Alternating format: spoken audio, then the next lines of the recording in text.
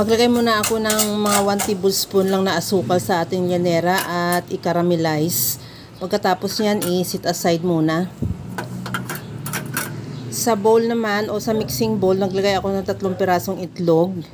Batihin ko lang ng bahagya at lagyan ko na rin ng evaporated milk. Maglagay din ako ng condensed milk. At ilagay ko na rin yung coconut cream. At isunod ko na ilagay pagkatapos ko ibati o ihalo, ilagay ko na rin yung 1 kilong glutinous powder at nilagyan ko lang din ng mga 1/2 teaspoon na asin para mabalansi yung tamis ng ating mixture.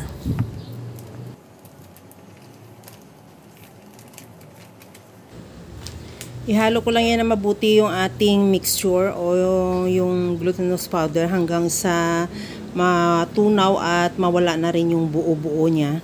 Pagkatapos ilipat na natin yan doon sa ating llanera. Gamitan ko lang din yan ng strainer para ma-sure lang talaga na walang buo na natira.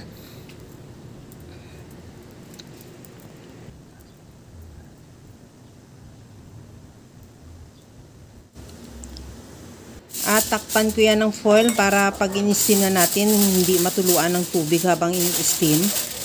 At mayroon na akong pinakulong tubig sa aking steamer at siguraduhin mo lang din na kulong-kulo yan bago mo ilagay yung ating mixture o yung ating rice cake mixture.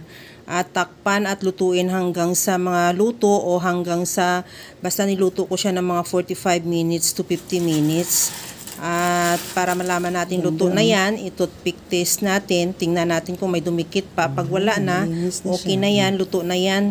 Palamigin na lang muna natin bago natin ilagay sa ating serving plate at ready to serve na yan. Kaya mga kalasa, kung nagustuhan mo yung ating video, please like na lang at pakishare na rin sa inyong mga friends.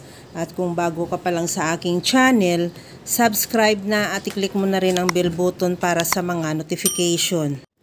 Ilagay ko na yan sa aking serving plate at i-upside down lang para matanggal natin yan sa ating molder. At pagkatapos yan, pwede na natin hiwain yan sa serving cut. O depende sa iyo kung gaano kalaki ang gusto mo. Basta kung ikaw na ang masusunod kung anong size ang gusto mo dyan. Okay na tong ating glutinous rice cake. Ready to serve na. Hanggang sa muli mga kalasa.